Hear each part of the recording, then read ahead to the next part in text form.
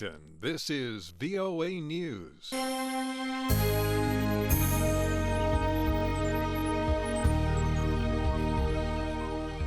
I'm Dave DeForest reporting.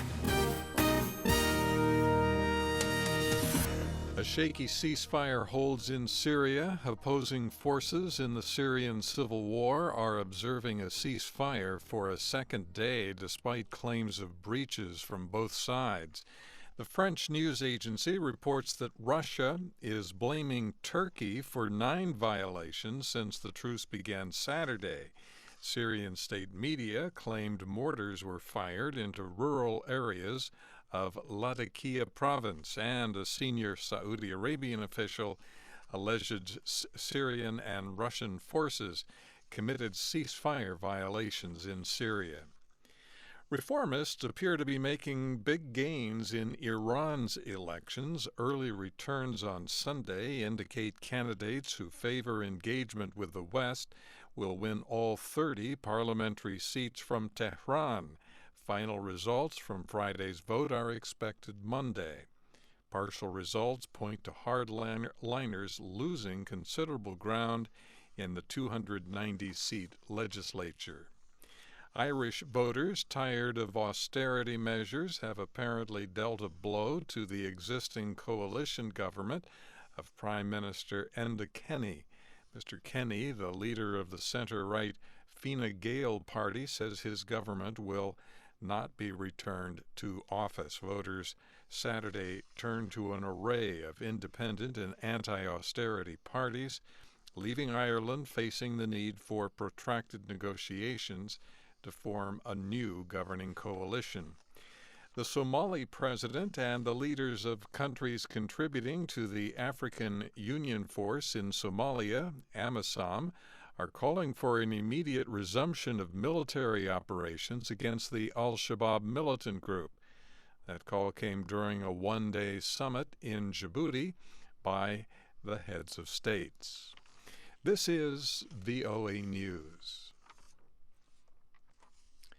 Voters in Switzerland have rejected a proposal to automatically deport foreign residents convicted of even minor crimes. The initiative, put forward by the right-wing Swiss People's Party, was rejected Sunday by 59% of voters. Former U.S. Secretary of State Hillary Clinton won a major victory Saturday over rival Bernie Sanders in the South Carolina primary. Jim Malone reports. Thank you so much, South Carolina! It was an exuberant Hillary Clinton who addressed supporters in South Carolina after a sweeping victory over rival Bernie Sanders. Though voter turnout in South Carolina was light overall, exit polls showed 60% of the Democrats who did vote were black, and they overwhelmingly backed Clinton. Jim Malone, Washington. Tuesday will be the biggest election day so far in the 2016 U.S. presidential nominating campaign. The challengers are looking to curb the momentum for the front-running candidates, businessman Donald Trump in the Republican race and former Secretary of State Hillary Clinton in the Democratic contest. 11 states vote on what is called Super Tuesday, awarding nearly a quarter of the delegates the presidential contenders need at their summer conventions. With the exception of Texas, political surveys show Republican Trump leading throughout the states that vote Tuesday. On the Democratic side, Clinton is favored in most of the states. 3 people were stabbed and 13 arrested when members of a white supremacist group fought with a larger group of counter-demonstrators outside of Los Angeles Saturday. The violence occurred in the city of Anaheim. A police spokesman says several protesters had arrived ahead of time to protest a planned anti-immigration rally sponsored by a local chapter of the Ku Klux Klan.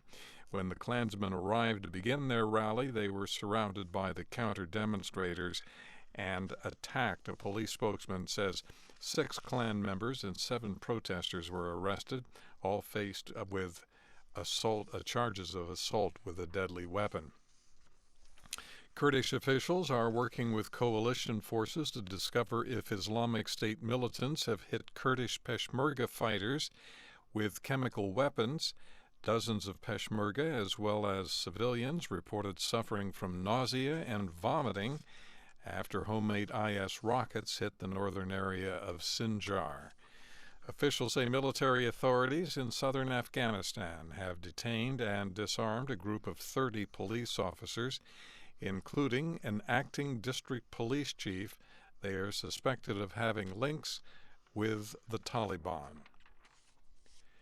For more on these and other stories, take a look at our website. It's voanews.com. In Washington, I'm Dave DeForest. That's the latest world news from